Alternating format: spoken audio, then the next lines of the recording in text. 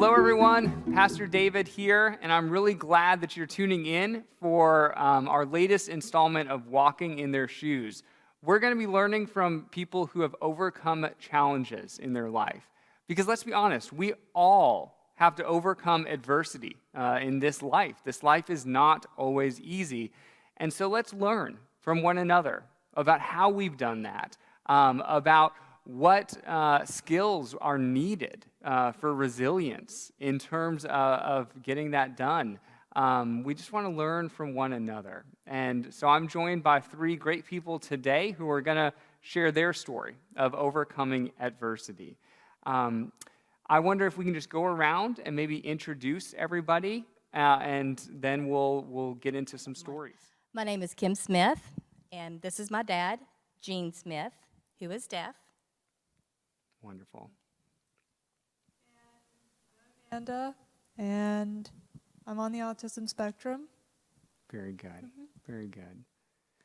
Well, good. Well, Kim, let's start with you. If you'll share a little bit about just kind of overcoming adversity and the challenges that maybe your father has faced in being deaf. Yeah, most of my life I've been deaf since I was a baby.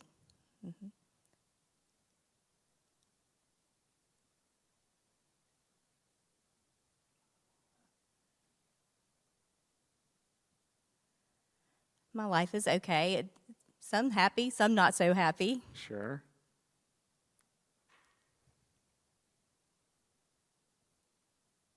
But when my grandfather lived up in the mountains, lived up before I was born in 1935, my mom and dad drove. They're from the mountains, from Cullowhee, and they drove to Columbus, Georgia, because my grandfather was searching for a job. He couldn't find a job, but then Dad was born there in Georgia. He said he cried and cried as a baby, and they're not sure what, but he became deaf from that, yeah. So from the time he was an infant, he lost his hearing. And when Dad was 7, his mother met a deaf man and found out that there was a school for the deaf, NCSD, in Morganton. And so that's when they took you to school. So that's when he started school at 7. And before 7, he knew nothing about words. No one signed. No one knew anything. Wow. Yeah. Wow. So from 7, he got to meet other children who were deaf, and he started learning sign language. So yeah, from 7 on. Now, I know I don't know sign language, and so have you had to intentionally seek out communities of people who know sign language, or how has he found community? A lot of his friends he met at school. Okay. Yeah. Because they lived there. They lived in the dormitories. Okay. Until he was 7. Yeah, he slept there about 3 times a year, about Christmas, Thanksgiving, Easter. He went home, and that was it. There's a lot of deaf communities in Charlotte and Hickory, Morganton, yeah. And so a lot of his friends that he knew from school were in those areas, yeah. Amanda, tell us a little bit about overcoming challenges in your life. What has that been like for you? I guess so there's a few things. I guess that's been, always been really a challenge for me. As like one is auditory sensitivities. Okay. A lot of people on the spectrum, deal with sensory processing sort of things. Some of it's auditory, some of it's tactile, or even visual. Mine's mostly auditory, as in a lot of noises. Sometimes it can be really noisy places and areas can be really overwhelming at times, and which I guess it can be a challenge if I were to go someplace such as, I don't know, maybe a mall or like a concert or something like that, or like big parties or something like that with the boom boom box music or something like that, Yeah, or that's a school challenge. sometimes you chatter all the time, or just while I'm trying to focus and I guess do something or do my work or something like that. Yes. And speaking of school, when I was 7 and Mom, I moved over here, I was placed, I was put in a, mainstream public school with some special education sort of stuff. Because before then, I was placed in, I think it was a special education charter school or something like that. Okay. And that's when I noticed that I was getting upset. I was getting upset. I was a sensitive kid. I would cry a lot of times over either the auditory sensitivities or something being out of place, me losing something, me getting in trouble for something or something like that. So quite a few things that didn't phase that many kids. Yeah. Most So other kids, but particularly during high school, I started really suffering, or just really, for some reason, I really got hit with just bad anxiety, such sort of like panic attack type of anxiety. I mean, I'm not sure what brought that on, but I just, that was something that I also had to deal with on top of being a teenager and trying to, and along with the other challenges that I would face in school-based sort of things. Again, and I guess with social interaction, I guess there'd be some times where I guess maybe sometimes I would be I guess I would either maybe be off in space or something. Or I might not have been paying attention to someone, or maybe I would talk in maybe a more monotone, or maybe sort of like an attitude sort of voice when I really wasn't trying to be, and Okay. that sometimes led to some social conflict that Yeah. just, I guess, sometimes I would kind of just, my head would be somewhere else. I'm sure you may have heard of some kids, autistic kids, just it's almost as if they're in space and they're in their own little world or something like that. And it's like, yeah, I guess sometimes I kind of be in that sort of Yeah. that space, that sort of inner world sort of thing. Yeah. And I guess for me it was almost kind of, and I think for me, I think sometimes me being in my own little world, so I guess it's fun sometimes, and also I think it's just to kind of take a break from, for me at least, to take a break from what can otherwise be an overwhelming sort of world sometimes. Yeah. So what I'm hearing is that there's the sensory component and It's also sensory, kind of the social right. component. So for sensory, like if I walk into a restaurant and there's loud music playing, I don't think anything of it. But you'll walk into a restaurant and that immediately is making your body feel uncomfortable.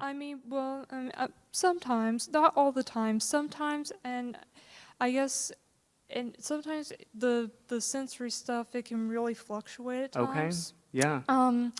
Although crying, screaming, crying children, small children, Yes. that can also, that really does, even today. Don't come to my house. We have a lot of that right now.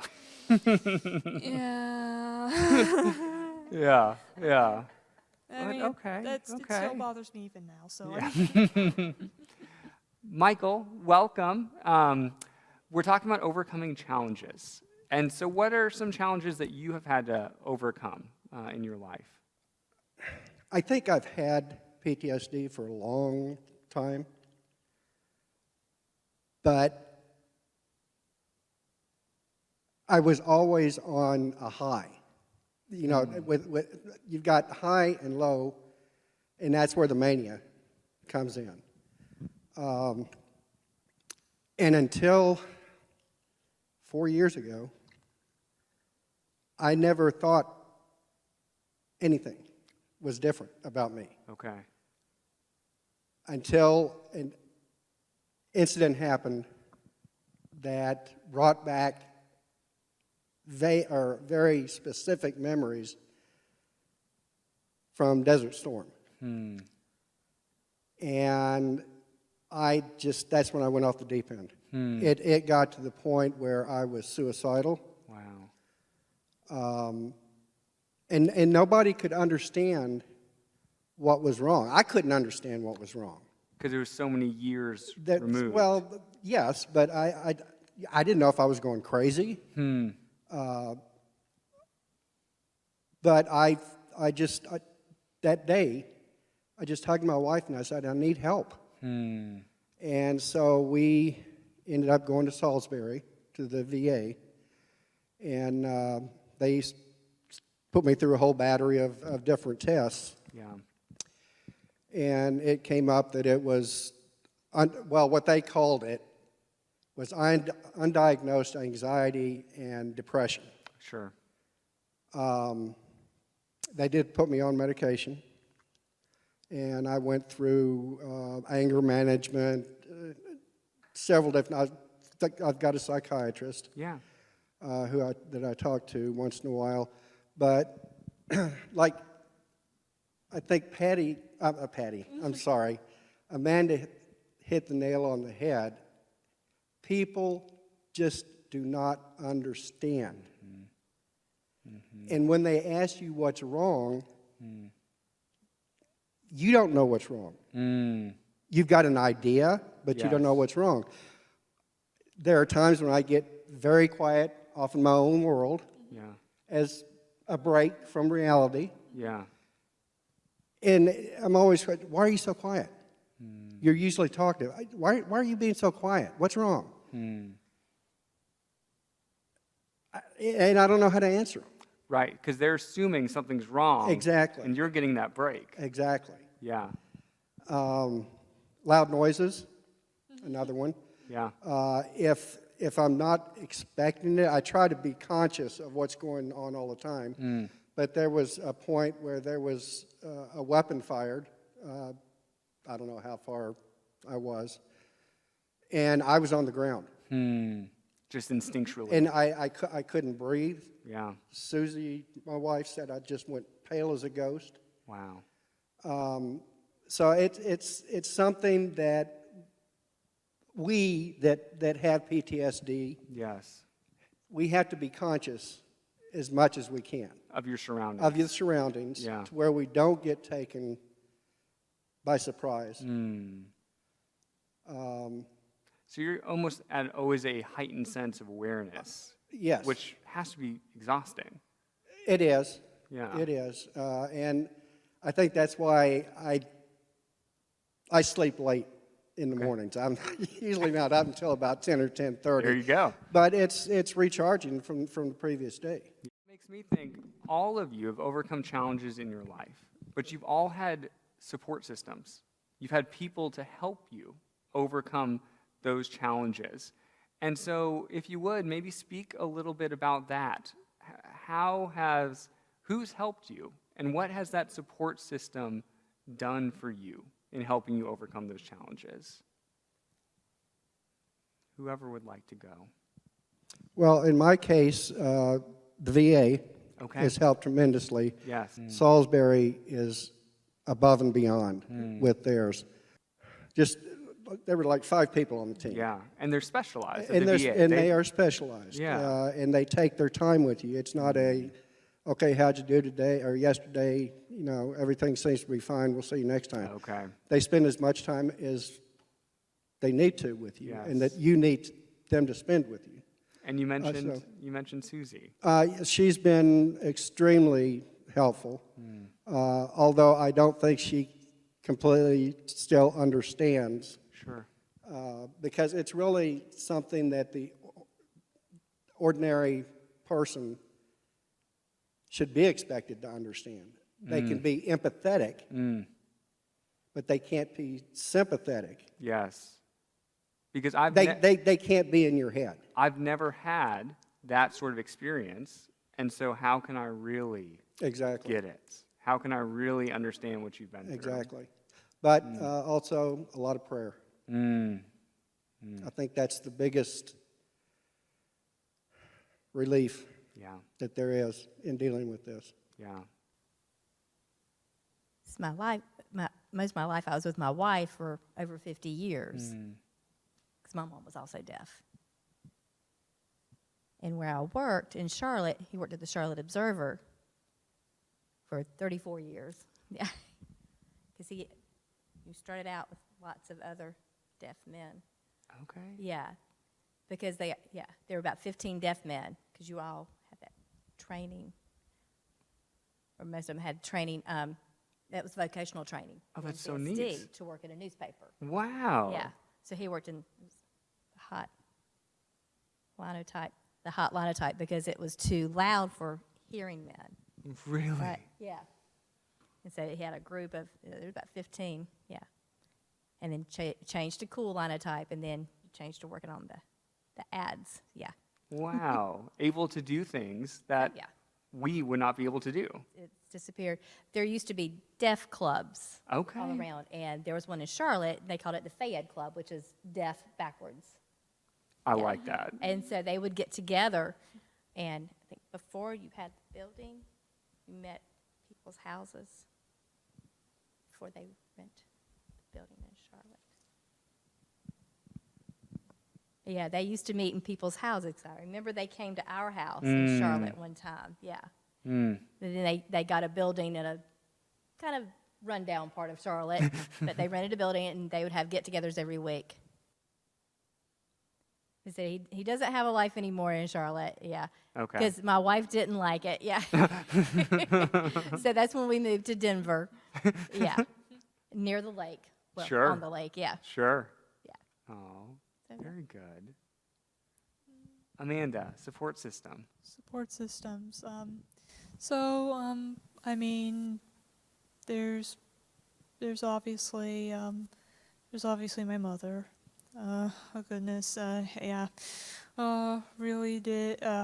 It certainly wasn't easy for her, but you know that despite all, you know, everything, she still loves me, and I still, with the family members, just certain friends that I've met along the way. Yeah. That I've talked about some of my challenges too, and still accept me and love me for the way that I am, and probably even kind of challenge me to love myself more than I do, because and I have to admit, there's this the self-esteem sort of stuff. It's always kind of been a challenge for me, and just I guess just due to I guess just sometimes where, just by acting outside the norm, when just even when you're trying to not, have a panic attack or whatever, or get chronically anxious over something, or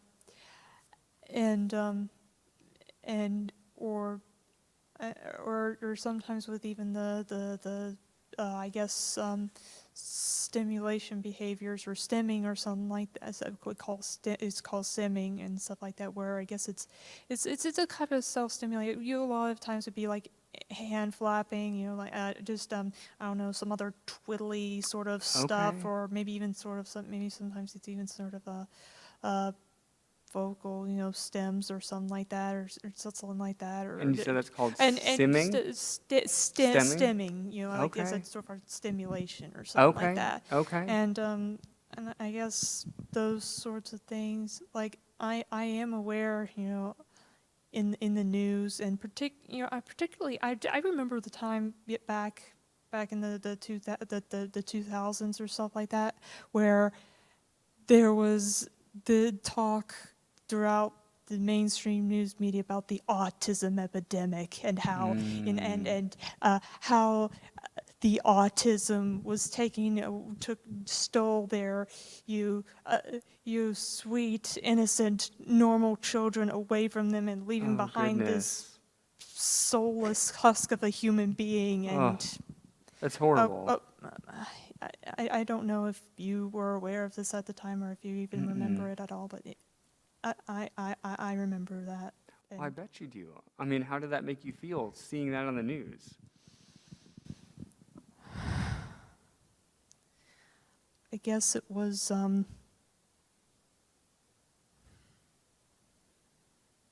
it definitely did not help with my self-esteem, and this was also back when I was a teenager, and yeah, and again, I had to deal with the other challenges of anxiety and just Sure. the sensory stimulation, in addition to, I guess, the other things that come along with adolescence and puberty, Yeah. and all that sort of stuff, and what that does to your entire body, and Yeah, your well, 'cause, mind, and that stuff like that, and you know, a and news, a lot of dealing with, I guess, self-esteem issues. but it implies that something's almost wrong with you when Right, you're like, you know, nothing's but wrong with me. not just me, but just all these other people, all these other Yeah. kids. Like they're sick, they're broken, they're all that other sort Instead of of stuff. saying, I'm just different. I'm a child of God, but I'm just different. We're different. We're not less. Yeah, We're so- not less of. So just We're not like, less of. We're not less of human beings. yeah, And we all look different, and that's okay. And also then our minds can be different from one another, Right. and that's okay too. And that's why I kind of love this conversation, because you're sharing the different ways that you've overcome challenges in your life, and everybody watching probably has different ways that they've had to overcome challenges as well. But so much of that is internal, right? You don't know what's going on in each other's minds. You don't know what it feels like to walk in their shoes.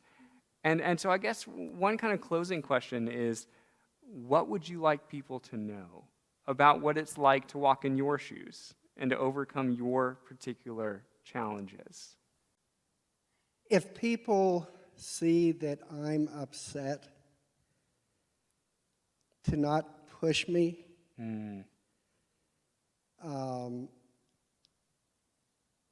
If there are people that know certain buttons to push to make me react, to not push them.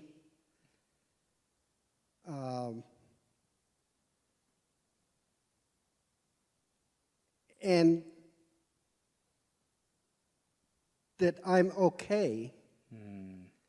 I might be a little bit broken.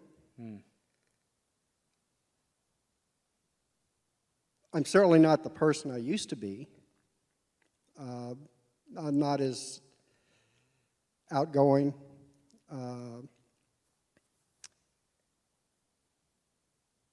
But just understand that I have an issue that only I can deal with. Yeah. Just understanding. Michael, that's really powerful, because nobody gets through this life without some scars, but with you being able to say, I'm okay. But really, if anything, I feel like what's broken me more is just the stigma and the lack of accommodation sometimes that could come along with being That's- autistic and something like that, more than just being autistic in Right. and of itself sometimes. But And you're all right. Amanda, what would you want people to know? Autism is, autism is a part of who I am. It's how my, just brain and nervous system have developed, and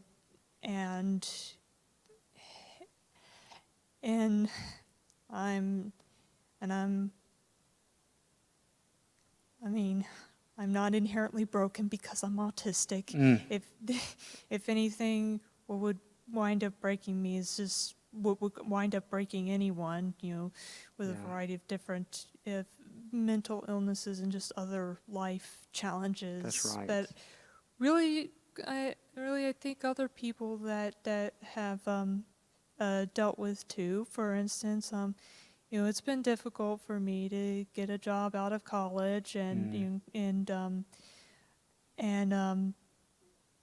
also just, I guess, getting my my adult life really started. But I Sure. feel like a lot of young people in my generation are sort of dealing with that too. So I'm starting to wonder if me struggling with those things is due to autism or due to just just due to just this larger generational issues and Yes. socioeconomic factors, Yes. or whatever. And Yeah. and I'm working to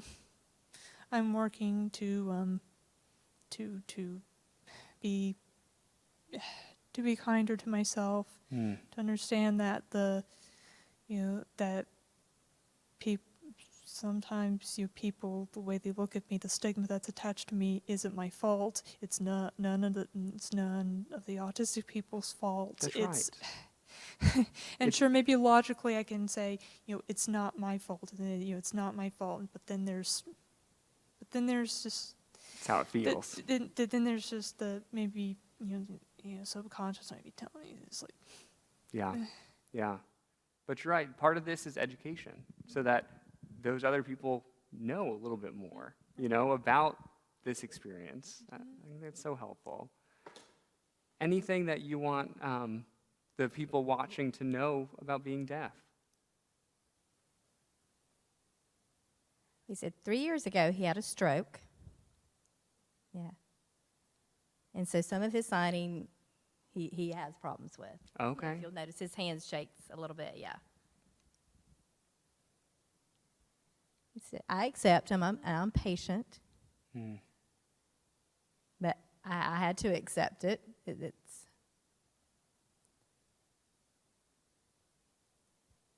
yeah. He said, yeah, his writing, his signing, yeah, that's something that's been hard for him. That's what I was talking about. Yeah, he's going to the deaf center. Yeah, for 2 years they haven't been able to do that, and so now he can go and have fellowship with other deaf people. Yeah. Good. And they help him with his signing. Yeah. That's so good. Good. Yeah. It's Yeah. Yeah. I want to thank you all so much. This is incredible, to be able to share stories, to learn from one another. And as I said earlier, everyone watching tonight has overcome their own challenges. And so it encourages, I think, us to be more empathetic towards one another and to understand we're all going through stuff in this life. And so how do we help one another go through all this? So thank you for sharing your stories. This has been great.